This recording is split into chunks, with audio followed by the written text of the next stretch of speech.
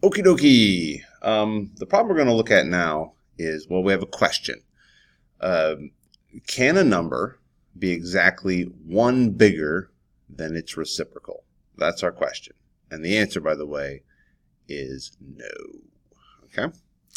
But before we start, let's talk about what a reciprocal is. We usually think of reciprocals as fractions flipped upside down. So, for example, the reciprocal of 3/4 is 4/3. Okay? Or the reciprocal of 7/8 is 8/7. The reciprocal of 1/2 would be 2/1 or 2. And so in a similar way, the reciprocal of, say, 3 would be 1/3. Okay? There is, however, another way of thinking about reciprocals that we need to take into account here. And that is that a reciprocal is the number that I would multiply something by to get 1.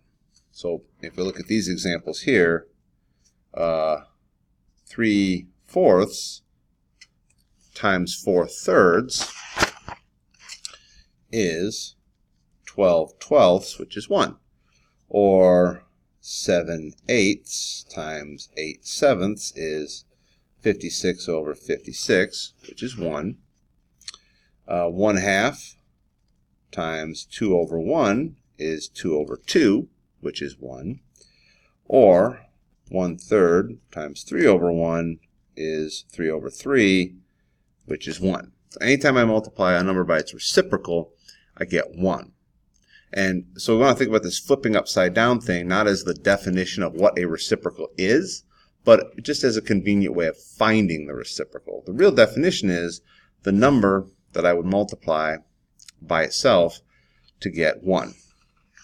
Why that's important is, for example, 3/4, its reciprocal is 4/3, but we could write that reciprocal as 8/6. Right? I'm just sort of unreducing it. 3 times 8 is 24. 4 times 6 is 24. 1.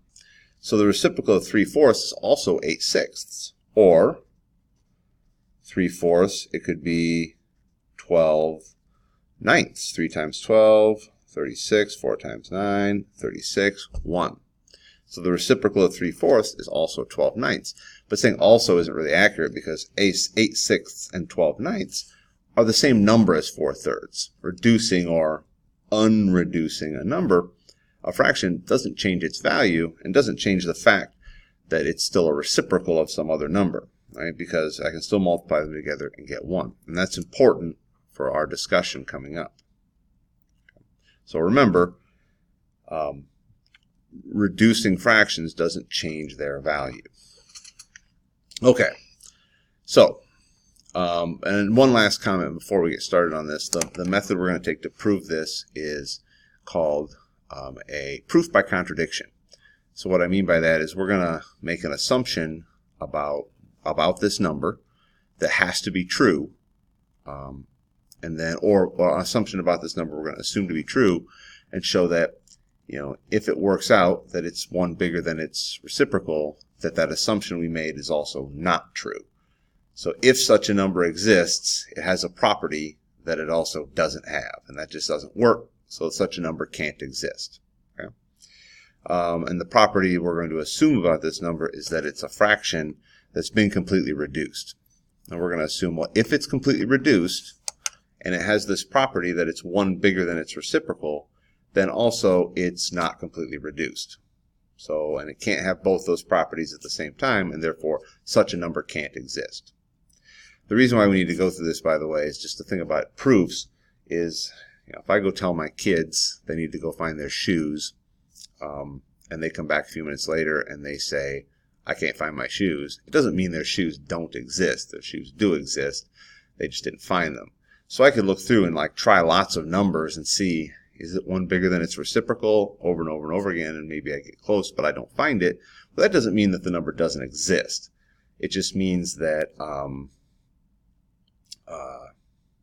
that we haven't found it. Right? We need some sort of better reason for why it just simply doesn't exist. So here we go. We're going to start out by calling this number A over B. And I'm not going to write this whole proof thing out. Well, let's see. This whole thing out here, I guess. So I've got A over B. And where A and B are, and the word here is relatively prime. Okay. That means no common factors. No common factors.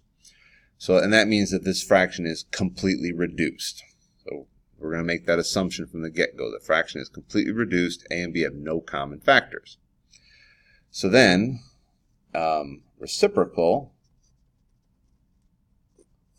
of A over B would be B over A. And so we're looking to see A over B equals B over A plus 1. So this number is equal to its reciprocal plus 1. That's what we're going to figure out. We're assuming that this is true. And then we're going to do a little algebraic magic here. So we're going to assume that A over B, a fraction where A and B are relatively prime, no common factors, it's completely reduced, is equal to its reciprocal, which would also be completely reduced, plus 1. So I'm going to move this over here to the other side. I'm going to say that A over B is equal, or I'm sorry, minus B over A is equal to 1. Okay. Now I want to put these into a common denominator, so I'm going to multiply this fraction by A over A. So A over B times A over A minus, goodness sakes, B over A. I'm going to multiply this fraction times B over B. So I get a common denominator, A over B. So I have A squared minus B squared all over AB equals 1.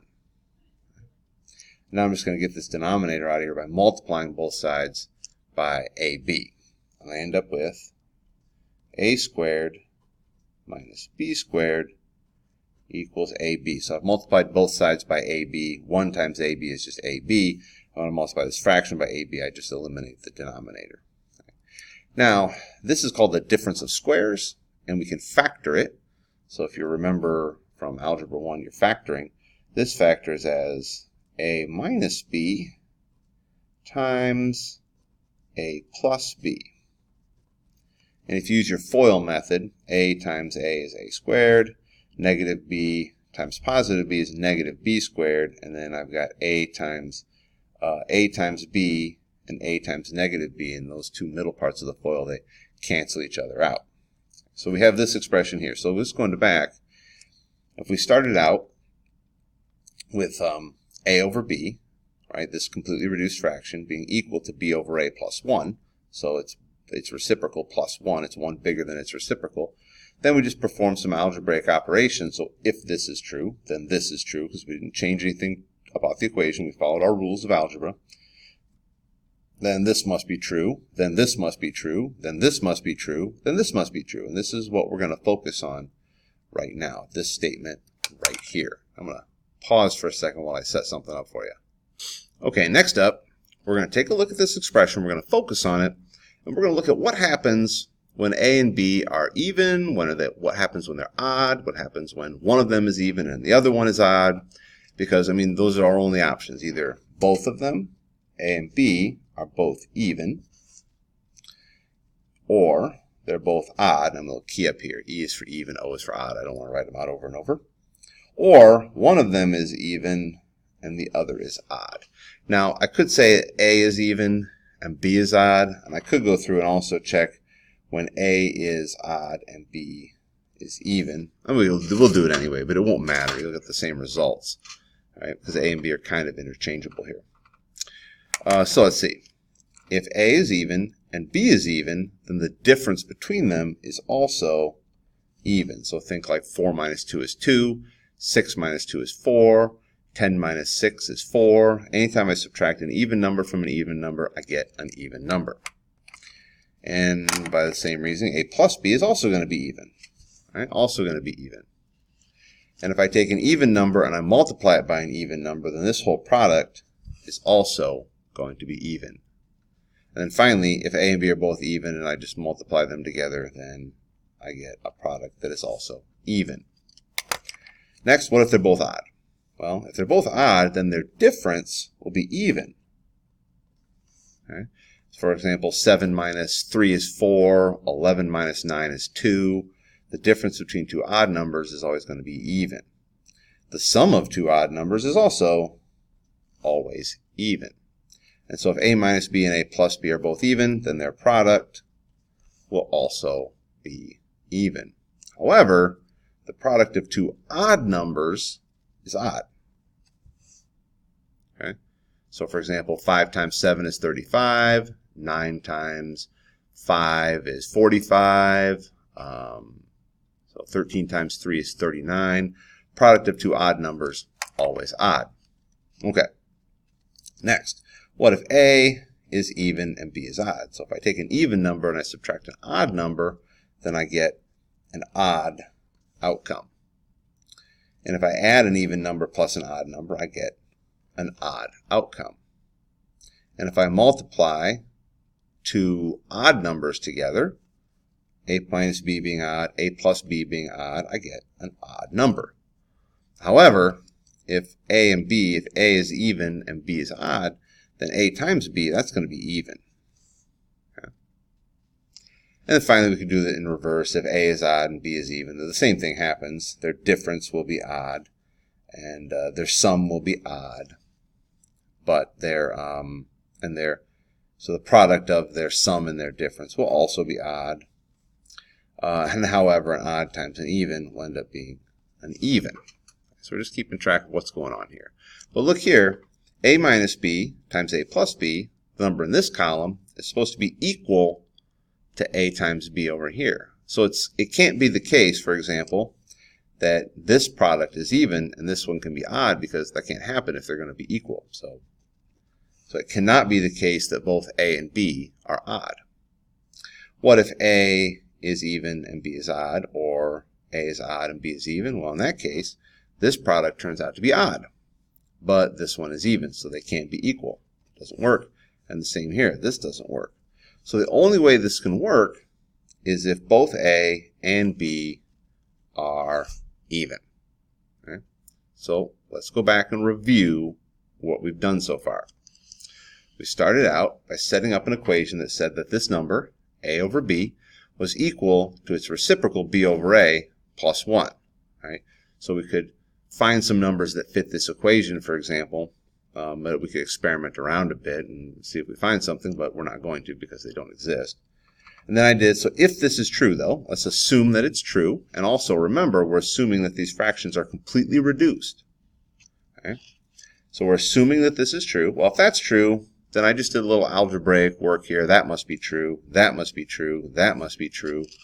That must be true. And therefore, this must be true. So if there is such a number, a over b, a completely reduced fraction, such that it's one bigger than its reciprocal, then the two parts of the fraction, the a and the b, must fit this equation here.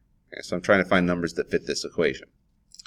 And then I did a little explanation based on odds and evens that the only way that this is going to work is if both a and b are even. Well, but now we have a problem. Because if both a and b are even, if a and b are even, then a over b can be reduced. So for example, if it was 4 over 6, that would be equal to 2/3. Okay? So if I pick both, if both the numerator and denominator of my fraction are both even, I can always divide them both by 2 and reduce the fraction. But we went up here earlier, and that contradicts our assumption that the two were relatively prime, they didn't have any common factors, and the fraction was completely reduced.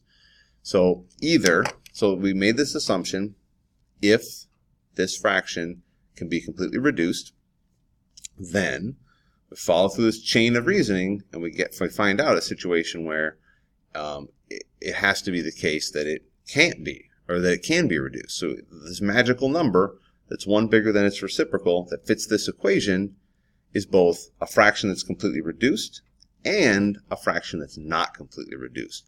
And since we can't have both those things happen at the same time, then such a magical number doesn't exist. Okay. Pause for a second. Let me give you maybe a more concrete example, right? So let's say we found this magical number and it was, I don't know, 8/10. All right. So then we say, okay, so it's A and B are both even, right? So this is a magical number. It works. It's 1 bigger than its reciprocal. It's not. We're just imagining for a second, right? If that were true, then it would also be true of 4/5, because 4/5 is the same number as 8/10. So if it's true of 8/10, it must be true of 4/5. But it can't be true of 4/5 because we went down here and we already checked what happens when A is even and B is odd. Well, that doesn't work. Okay. So if we found such a magical number, well, such as 8/10, where both the numerator and denominator were both even, because that has to be true based on our algebraic work here. If it were true of this, then it would also be true of this, because reducing the fraction doesn't change its reciprocal, as we saw earlier. So, and if it were true of this, then it would have to be true of this number as well, but it can't be true of this number because we check down here, and if A is even and B is odd, then it just doesn't work. So in conclusion, this is our proof by contradiction. If such a magical number that was 1 bigger than its reciprocal, if it existed, then it would have to have both an even numerator and an even denominator. But if it did have an even numerator and even denominator, then it could be reduced to a fraction that had, a one or the other, the denominator or the numerator was odd, in which case, based on our observations, it can't have this property. So such a number can't exist. That's our reasoning there. All right, we're done.